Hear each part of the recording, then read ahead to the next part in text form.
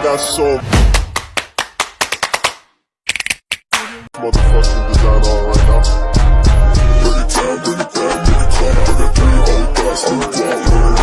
Assalamualaikum warahmatullahi wabarakatuh. Perkenalkan, nama saya Anissa Ilabi.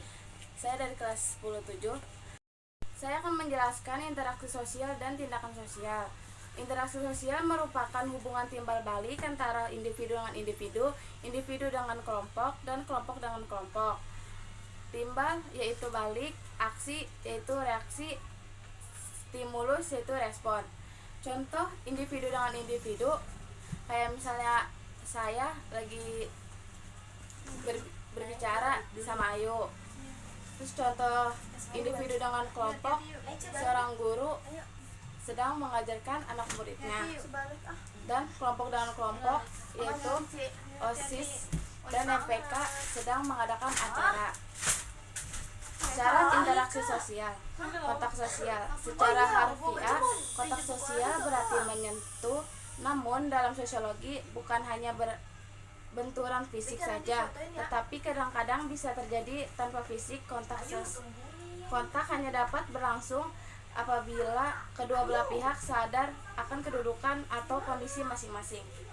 Yaitu dua, ada komunikasi, yaitu suatu proses penyampaian pesan dari satu pihak ke pihak lain agar terjadi saling mempengaruhi di antara keduanya. Penyampaian pesan sebagai komunikator adalah pihak pertama. Pengirim pesan diterima oleh komunikan dan dikembalikan lagi. Adapun jenis interaksi sosial berdasarkan wujud bentuk. Yang pertama, individu dengan individu, individu dengan kelompok, kelompok dengan kelompok. Yang tadi saya sudah jelaskan contohnya. Dan berdasarkan sifatnya. Positif, mengarah pada hal-hal positif. Contohnya kerjasama. Negatif, mengarah pada hal-hal negatif, contohnya dua orang yang merencanakan pencurian.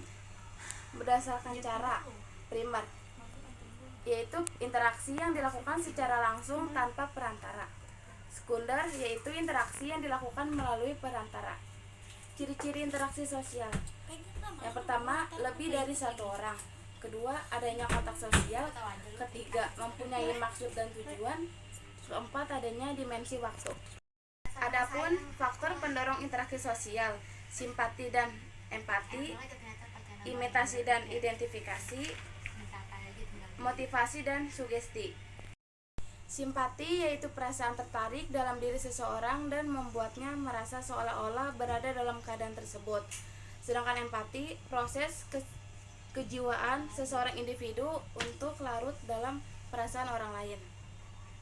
Dan imitasi yaitu suatu proses belajar dengan cara meniru mengikuti perilaku orang lain. Identifikasi yaitu kecenderungan seseorang individu untuk menjadi sama dengan individu yang ditirunya.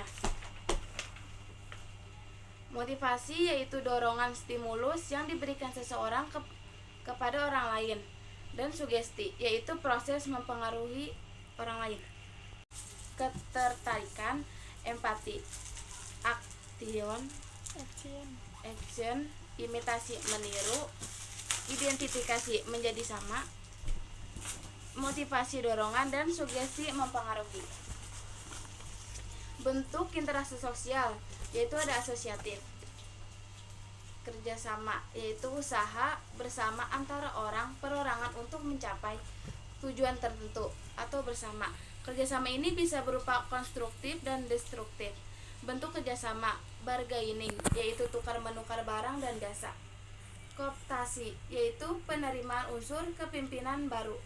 Koalisi, kerjasama dua atau lebih organisasi untuk mencapai tujuan bersama. Venture yaitu usaha patungan dalam bidang proyek. Dan ada akomodasi. Bentuk akomodasi, kompromi yaitu mengurangi tuntutan. Mediasi, pihak ketiga sebagai penengah atau mediator. Arbitrasi yaitu pihak ketiga sebagai penentu keputusan, arbitrator. Koersi yaitu paksaan atau kekerasan. Adjudikasi yaitu pengadilan atau meja hijau. Segregasi yaitu menghindar.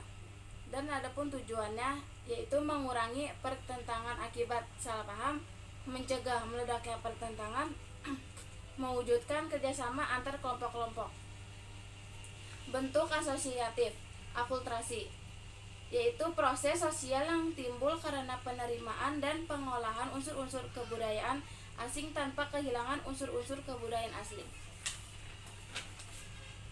Dan asimilasi, yaitu proses sosial yang timbul apabila ada kelompok masyarakat dengan latar belakang kebudayaan yang berbeda.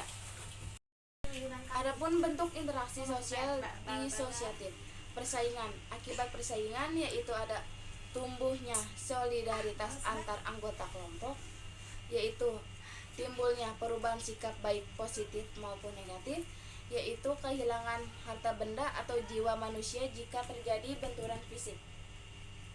Dan adapun fungsi persaingan, yang pertama dapat menyalurkan keinginan individu atau kelompok yang sama-sama menuntut untuk dapat dipenuhi tuntutannya. Dan adapun dapat menyeleksi individu yang pantas memperoleh kedudukan serta peranan sesuai dengan kemampuannya. Dan adapun kontravensi merupakan suatu proses sosial yang berada di antara persaingan dan pertentangan, ditandai dengan sikap yaitu ketidakpastian, keraguan, penolakan, dan penyangkalan yang tidak diungkapkan secara terbuka.